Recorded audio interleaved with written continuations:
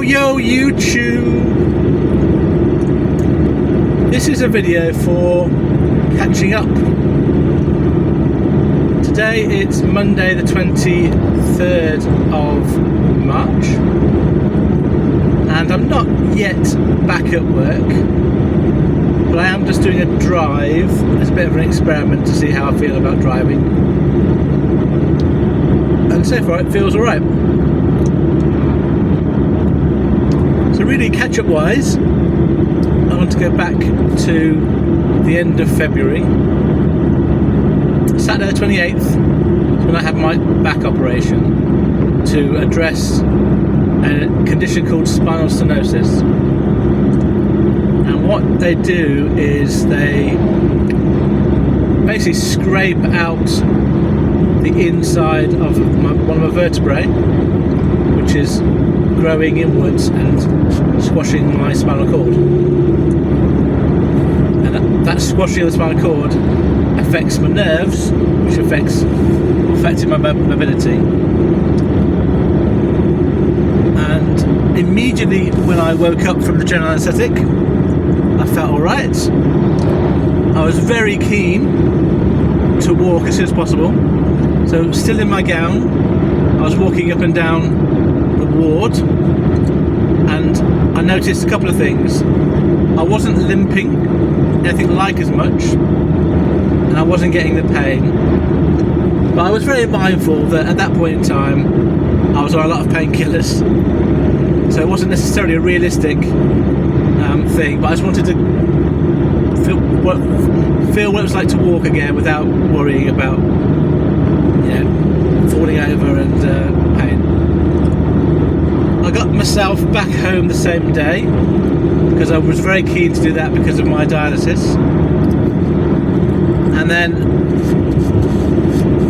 got home and spent the next few days very, very tired.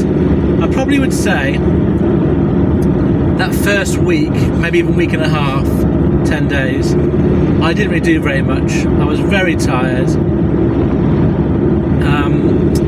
I stopped taking the codeine pain relief after the first day, and I think in hindsight it was the codeine that was really knocking me out.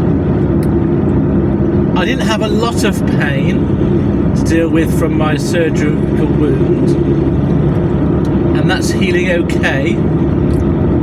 So the pain wasn't really a big deal for that after about day 2 or 3. But what was very disappointing and what took quite a lot out of me emotionally was I was still getting the same numbness and tingling feeling in my feet and sort of thighs. It was intermittent, but it wasn't gone. I remember on the Monday after, so the Sunday I was in bed, Monday I went for a walk around the local estate, and that seemed to be alright. I was very slow and slightly unbalanced, but I didn't fall over. But I didn't get any numbness then. I did another walk a couple of days later, so about 1,000 steps, about 1,500 steps. And again, I didn't get any numbness. But what I did have intermittently was very weak muscle in my legs, and it was at one point I did fall down very sort of gracelessly but slowly when I was at home. This would be about a week or so after the operation, and for those first 2 weeks of March, I would say I was quite emotionally hit with this operation. I was finding it quite tough to get back to heal. And I remember a couple of things about that time, which I'll relay to you now. The first thing was I didn't know whether I'd ever go back to work or not, because I was post operation. So this is like second week after the operation, and I wasn't able to sort of reliably walk, and I thought, is that it now? Am I now going to have to retire I can't afford to retire, I'm screwed. And I remember also in that time I was very tired all the time, getting up late, going to bed early, and just not really feeling anything but fatigue. And I remember on the Thursday, the second week, thinking to myself, actually you need to bear in mind, not only have you got a physical recovery here, you've got a mental recovery. Because I'd been worrying so much about this operation for so long, and been delayed. The first time I had this operation on the cards was the 15th of January 2025. And it's taken over a year and a month to have the operation. And so in all that time I was obviously worrying about it. And worrying about the consequences of having it. And when I realised I had to give myself time to both physically recover but also mentally recover, that was quite useful. So that's the second thing that I realised about this. So I gave myself, my partner said to me, after this operation you need to give yourself 3 to 4 weeks recovery time. And I was thinking I need 1 to 2 weeks recovery time and then back at work. And then once I recognised that she was right, I took a lot of pressure off and I just stopped worrying about going back to work straight away. This is all during week 2. So last week, week 3, things were better. I think emotionally I was better about the whole thing. I felt that I was getting better recovering. We went for a walk last Tuesday. We took my partner's car to have a MOT.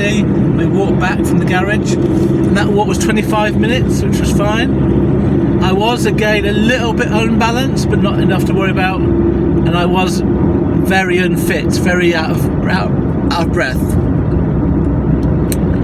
And so the only thing, the limiting factor I have now for my walking is not my numbness. I think that's pretty much hopefully solved.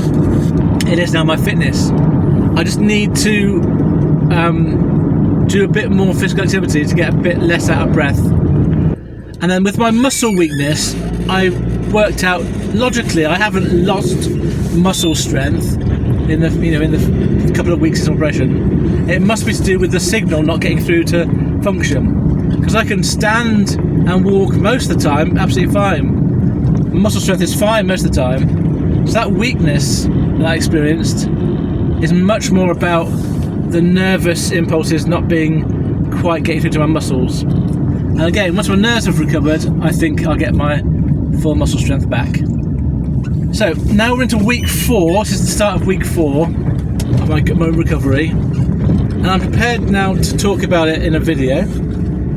And I feel that I am recovering. I'm hopeful that I'll get a full recovery, and I'm hopeful that I get my fitness up. If I do, then do more walking. Right, I've just got some fuel because I was running very low, and I haven't been working for the last obviously 8 weeks, and I've managed to avoid a lot of the recent increases, but today I couldn't avoid any longer. So my fuel cards, they've gone up about 30 pence over the time I've been off work. So one fuel card, including VAT, is 179 pence per litre, and the other one's 174 pence per litre, including VAT. So I filled up today at a petrol station. Diesel was 165.9 to 166 without a fuel card. Right, in my time off work, I did manage to catch up with my backlog of coursework for my level 2 counselling. The first week and a half after my operation, I didn't do anything. So it was really only last week where I really caught up. And that's come to an end now. This is coming to an end this week. I'm fully caught up, so I should be getting that quite soon. And I've gone straight on to level 3. It's already started. It started at the start of March. So we've got another session tomorrow on Tuesday, and then we're off for Easter for a few weeks. So from now on, my Tuesdays will be the days where I won't be working, to focus on the course. And right now, my plan is to go straight on to level 4, which is a 2-year course, and that starts in September. And it's a lot more expensive. And after the first year, you can start earning money back by actually practicing to be a counsellor. You can't become registered fully until you've got a certain number of hours under your belt. I think it's 100 hours. So that's why a lot of the 4th year is about getting the hours. So about a year and a half. So it's September or August, September of 2027 should be roughly when I would be fully qualified, or no, qualified enough to get some money back. So I could do my van lasting until then, ideally. So in the meantime, I'm going to carry on doing this job. I'm not sure yet whether I'm going to keep doing it after I fully qualify, or whether I'll do a bit of hybrid working, the 2 jobs together. It just depends very much on 2 factors. My health, can I get back to a better standard of physical health? And there's no reason why I shouldn't be able to. And the economy, will there be the work available so that I can actually make an income part-time? It doesn't have to be a full-time income, it just has to be enough to pay for expenses at least and get a bit of extra money. So I'm probably thinking there may be an exit strategy there in a year and a half's time if I need it. But right now I don't have that, and I do need to carry on working. So next week, which is April, I'm going to have to start thinking about going back to work. I must say, a bit anxious about it, but I think it's a question of just jumping in and doing it, and then it'll all come back to me. I don't know. I'm hopeful that the January, February, March quieter period will be coming to an end. So maybe going back in the start of April is pretty ideal. So I'm going to try and remain optimistic about the work that will be available when I go back. Today on the CX I had a look at it, and there was quite a lot of jobs available that I could have looked at doing. But I don't know how that is for the rest of the country. So it feels like it is getting slightly better than it has been. So I'm going to have to kind of assume that as long as I put the effort in, I can get back to where I was before. And I do want to have that sense of purpose about going to work and earning a living.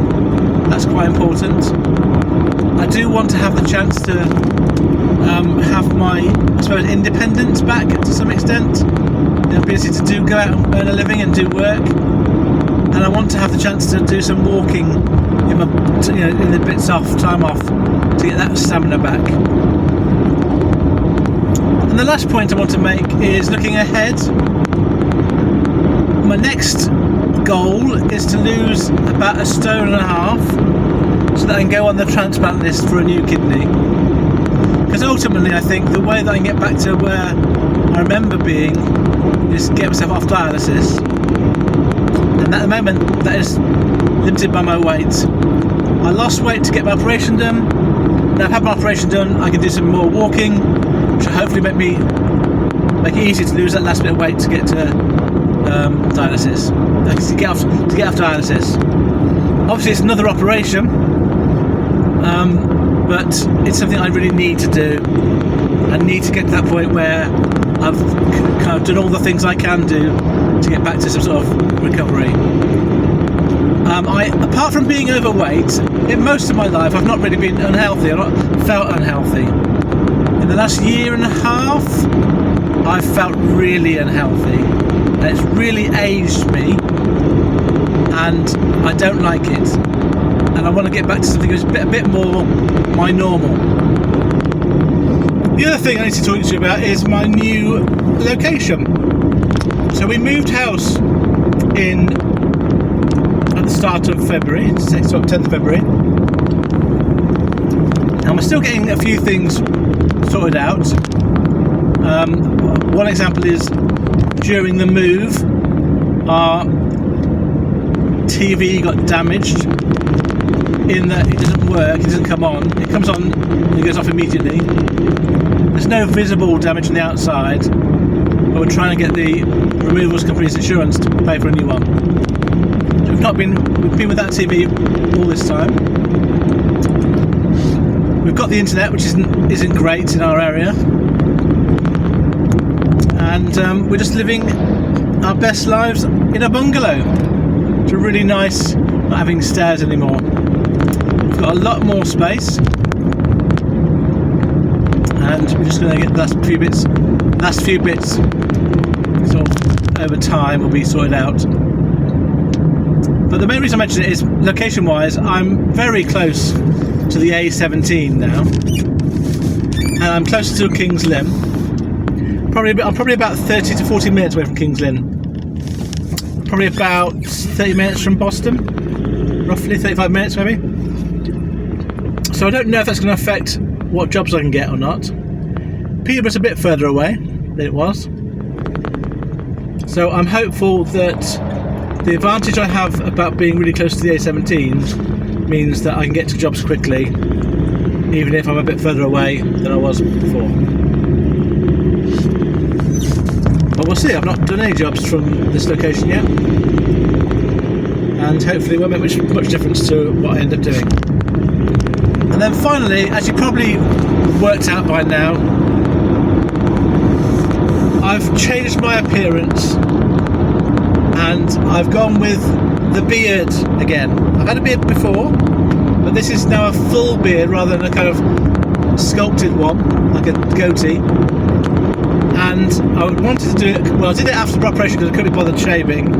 I really wasn't right frame of mind to do anything like that. And I thought, I checked with my partner how she felt about it, and she seemed fine. So I've gone with the beard. And I wanted to also find out how much colour would I retain, because last time I had my beard I had mainly colour, but definitely quite a bit of grey stroke white. Well, this time round there's quite a lot of white and a little bit of colour. So it is who I am now. I'm now a bearded person, and we'll see how long that lasts for. I don't think I'll let it affect my YouTube content though, so don't worry about that. It's not going to make a big difference to what I do and how I do it. Just bear in mind, whatever mental picture you had of me before, add a white beard to it.